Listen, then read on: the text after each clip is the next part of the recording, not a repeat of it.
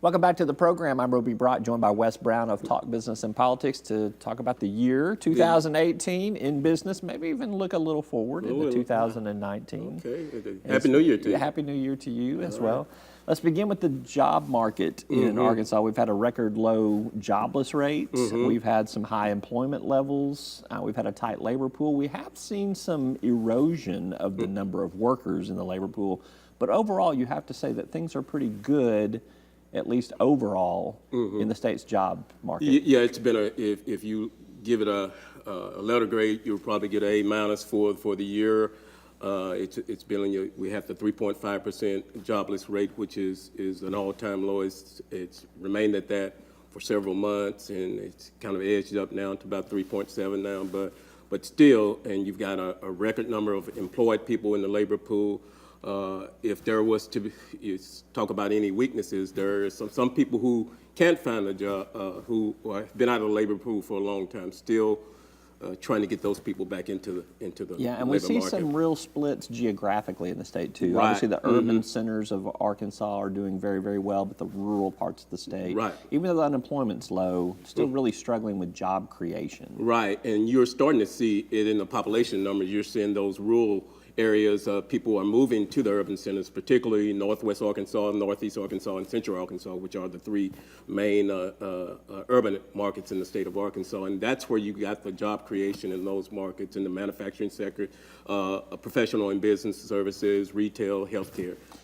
Yeah. All right. Let's talk about a business story that has a lot of political implications to it too. And you've covered it from top to bottom all year long. That's medical marijuana. Right. We still don't have it in Arkansas. It does look like 2019 will be the year where it will come online in terms of the marketplace, but it's been a tumultuous year for the medical marijuana industry in Arkansas. Give us kind of the review. Well, we started early in February. We finally named the cultivation centers, the 5 cultivation centers in the Delta, primarily in the Delta.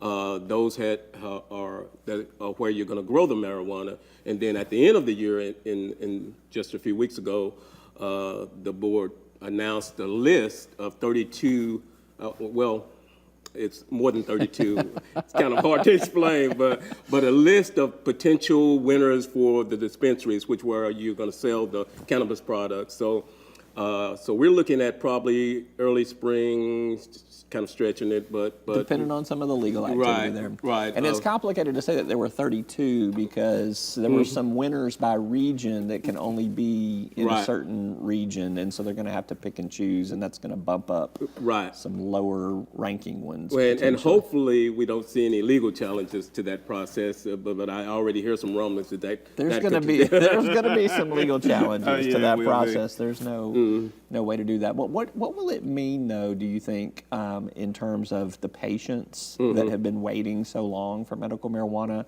and really what will it mean to the state in terms of potential tax revenue once it does come online? 2019 won't be a full year, so it'll just be partial. Well, I think if we would have got started earlier, we could have seen a really vibrant market, but now you're starting to see, probably going to see some spillage into Oklahoma.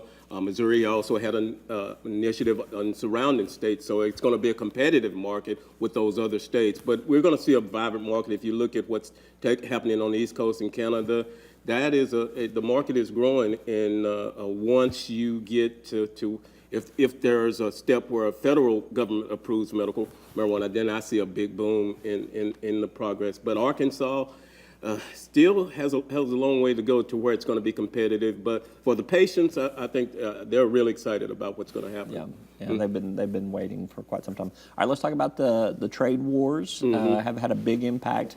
You had, obviously, the renegotiation of the NAFTA treaty, which caused a lot of uncertainty in some markets. But the biggest thing was really Arkansas-China connection. Right. That has impacted some the state of Arkansas. The Arkansas Economic Development Commission has had several projects on paper. Shandong Rui out of Forest City, which is a manufacturing product, I think it's for cotton.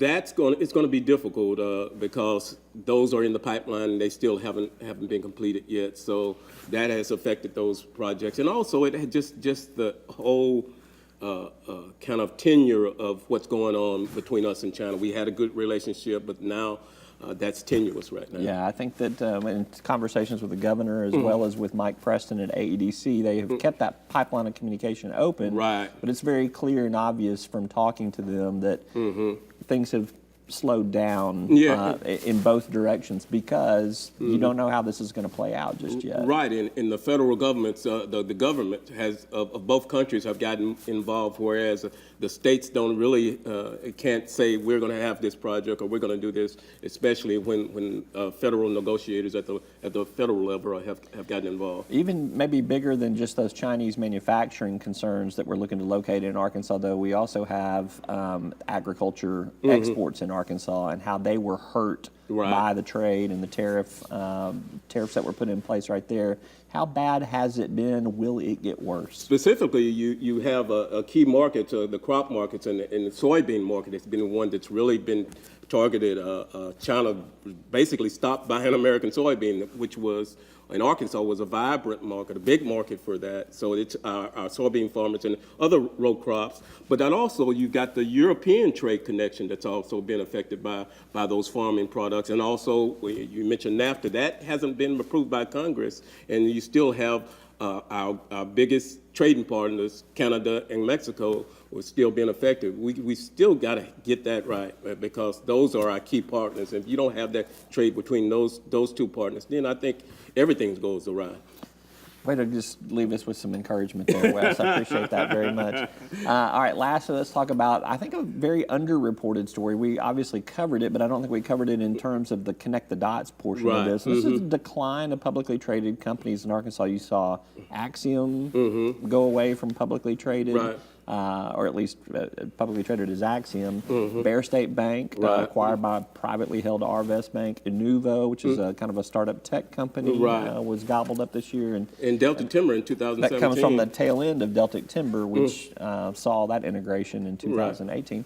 That's a lot of publicly traded companies. Yeah, I think what's happening, and you're starting to see it happen nationally, is that kind of the billion-dollar mark is kind of the mark where you're either going to be a strong publicly traded company. If you're below billion, it's really tough to access capital markets, get the investors that you need to continue to grow. And I think you're seeing that every one of those companies, Axiom has been, we've reported several times, has been at the billion-dollar mark for almost a decade now.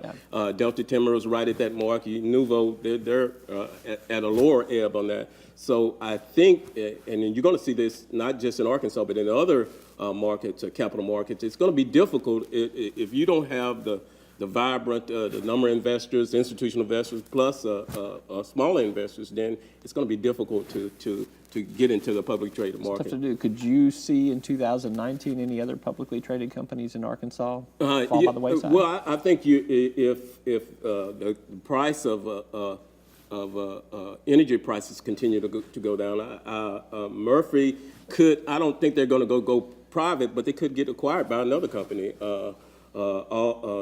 But you're going to see a big gap between the larger companies like Tyson, J.B. Hunt, Walmart, who have no problem with accessing that market, and you're going to go down to the very small, and these smaller companies are going to have to go to alternative markets like the over-the-counter market, or even going like one of our companies here, Little Rock Real Estate Investment Trust, is going into the Canadian market. Yeah, BSR, so remember that one, yeah.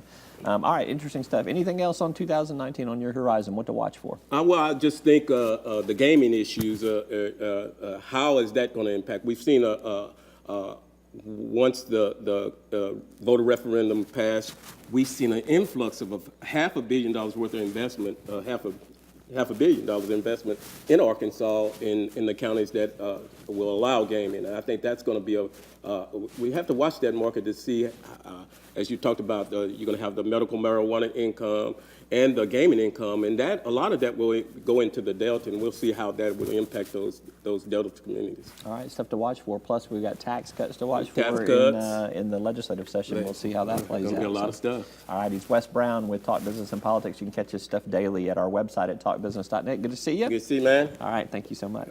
And thank you so much for tuning in. I'm Roby Brock. We'll see you next time.